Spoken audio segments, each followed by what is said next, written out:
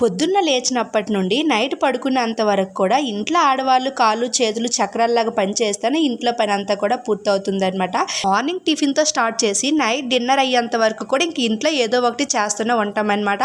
ఇప్పుడు మా పెద్దోడికి వచ్చేసి ఎగ్ దోశ కావాలని చెప్పాడు. ఇంక పొద్దున్నే లేచిన వెంటనే మినపగుడ్లు అయితే నానేస్తాను. పిల్లలకి హాఫ్ డేలు కాబట్టి వాళ్ళతో పాటు నేను కూడా ఎర్లీ మార్నింగ్ లేవడం అయితే అవుతుంది. నేను ఫ్రెష్ అయ్యి పూజ చేసే లోపు అయితే మినపగుడ్లు అయితే నానిపోయేవి. మేము చిన్నప్పుడు టైంలో మా అమ్మ వాళ్ళు మాకు పొద్దున్న ఏం పెడితే అదే తినేసి అయితే స్కూల్కి అయితే వెళ్ళిపోయే వాళ్ళం. కానీ ఇప్పుడు పిల్లలు వచ్చేసి వాళ్ళకి నచ్చిందే తింటారనమాట.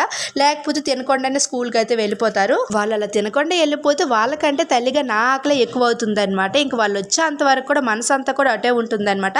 ఇలా వాళ్ళకి నచ్చిన ఫుడ్ మార్నింగ్ చేసి పెట్టేసామనంటే ఒక్క మాట కూడా అనకుండా తృప్తిగా తినేసి వెళ్ళిపోతారు. ఈ ఎగ్ దోశతో పాటు నైట్ చికెన్ ఫ్రై చేశాను, అది కూడా ఉంటే ఇంక దాంతో పాటు పెట్టేశాను అనమాట. ఇలా ఉదయానికే వీళ్ళ డ్యూటీ అయితే నాకు ఉంటుంది. వీళ్ళ పని పూర్తయినాక ఇంట్లో పని అయితే స్టార్ట్ చేస్తాను. Bye bye.